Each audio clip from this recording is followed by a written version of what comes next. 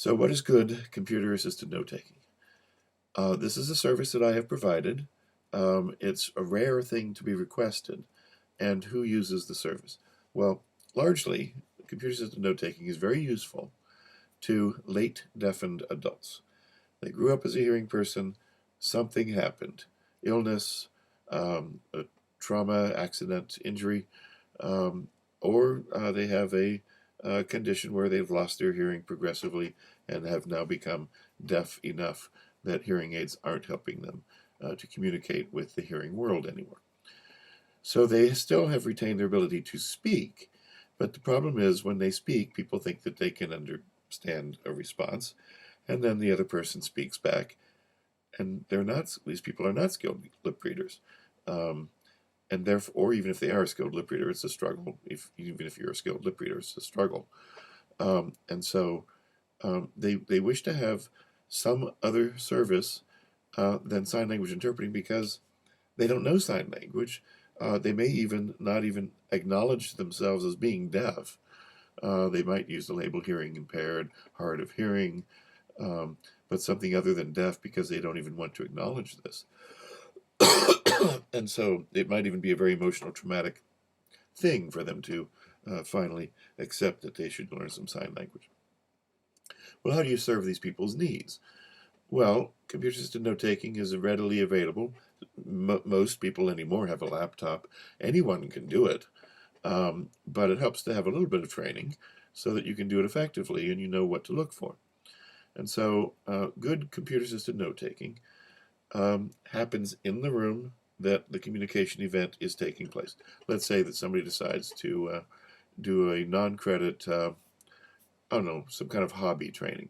We're taking a pottery class or a wine painting class, which usually is a one-off thing. You bring your bottle of wine, you bring your glass, they provide the paint, and then you do your whatever your artwork is on your wine glass, and they tell you to bake the glass, and you have your artwork, and you go home. I know you have somebody else is a designated driver for that class. Great. So the examples that I will be using to train you are going to be instructive um, material, how to do something, so that there are natural pauses, there are visual aids, there's something to look at, there might even be lists or text on the screen. Now, here's the difficulty. If you're typing, your chances of being right on top of the message are slim. You're likely to be delayed in your processing. And so if you say, if the speaker says, this is more important than that, well, by the time they've pointed to this and that, they're now on to other things by the time you've typed the words this and that. You should be looking at what they're pointing at when those words appear so that you can replace the words this and that with enough description that the deaf person can know what this was and what that was. So this picture of a dog is more important than that picture of a piece of pottery. And so I need to type that information out. But there is a pressure on me to keep up. And therefore, another thing that good computer-assisted note-taking relies on is the fact that most of our consumers are native users of English. And they can abbreviate and understand abbreviations quite well. And so instead of typing out the whole word apartment, you can type out APT, period. Number, if you can do the pound sign quickly and find that on the keyboard, you can do that. You might put an NO period, although sometimes that just means no, it is at the end of a sentence. So be careful, be aware of what your message looks like, and read it back when you're done, see if it makes sense. Good computer-assisted note-taking could be a replacement for having a secretary doing minutes of a meeting.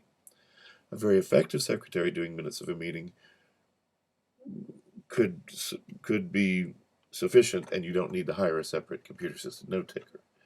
But not everybody who takes minutes keeps up with everything that's going on. They only write down the motions and the votes, and they don't have the discussion. Well, that's not useful for the deaf person because, okay, I know what the result of the vote was, but I don't know why everybody liked that idea. In fact, I'm not quite sure what the idea fully was, right? And so this ends up being the frustration. Here's the advantage. The computer-assisted note-taker usually is only working one way. You're working from the spoken message into a visually typed message, because if the deaf person wishes to say anything, they raise their hand, they stand up, they speak. And then, as the answer comes back down, they nod their head, sit down, and quickly read the screen. And especially if it's interactive, they need it to be pretty quick, especially if they're still embarrassed about their deafness and want to pretend that they're just sitting next to this avid note taker who happens to be there, who has nothing to do with this person here, who happens to be quite hard of hearing. And just, wasn't it fortunate that you're sitting next to the person with the keyboard who's typing everything? Yeah, I actually paid for their service, but you don't need to know that. So it is a paid service. It's rare. If you're good at it, you need to advertise that you do it. There's no certification for it. And there's, you have the flexibility of doing it to the consumer's preferences. If they don't want abbreviation, okay, great. You might have to summarize more than being a verbatim representative, being a verbatim typist. The faster typing skills you have, the better off you are. Here's another little trick about computer-assisted note-taking. When you have a live consumer with you, I have found that I don't need to correct everything. That I can start a word, I have a typo, a 1 or 2 letter off of the message. I start to backspace to correct it, and the deaf person said, "It's okay, I know what you mean. Keep going." They don't care if I correct it. They already got the understanding of the message. Keep going. You're not going to have the advantage of that unless you have somebody in your home or office or wherever you're practicing this process. If they can either deafen up or you use headphones, for the source text so that they don't have access to it and they're completely dependent on your message. It is really essential if you're going to be a good provider of the service, it is really essential that you have practiced with somebody with you, next to you, who's watching your live work and not a transcript when you're done. Because the whole point of this being effective is that the visual aids are accessible while you're doing this. Once you're done, you have a transcript and the visual aids aren't in it. So for a summary of a meeting, that's useful, and a good computer-assisted note-taker should be paid time to edit the transcript for the purpose of the meeting minutes or other documentation of activities. Right? Yes, you get paid per hour for doing the service, and then you should be reimbursed for any editing work that you do afterwards. And you should be the one to do the editing because you know what you were trying to type when you did the keystrokes, and maybe have some misspellings, and maybe there are abbreviations that aren't obvious, but you know what they mean, and you can expand them out into a full text that isn't so choppy and makes sense to somebody who wasn't in the room at the time. So that's the key. Good computer-assisted note-taking is a live event done in a context so that it closes the gap for a late deafened adult. It can then be further modified and expanded so that it becomes a useful documentation of an event that a person is no longer able to access, and that they can understand something that took place in the past. That's normally not what interpreters do, right? We don't normally provide information for a person who's not present. That's translation work, and that's a different process. And it can be more frustrating because you don't know what your consumer's preferences are. So there you go. Good computer-assisted note-taking. Consumers in a room, they can tell you what's working. So practice that way. Have somebody be a consumer of your service. They don't have to be deaf. They're probably already a native speaker of English, so there you go with that.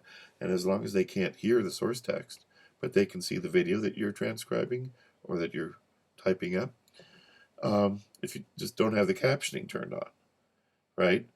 Now, if you're deaf or hard of hearing and you're practicing this work, you need the captioning so you know what the message says. So you just simply have them, I don't know, sit where they can't see the captioning.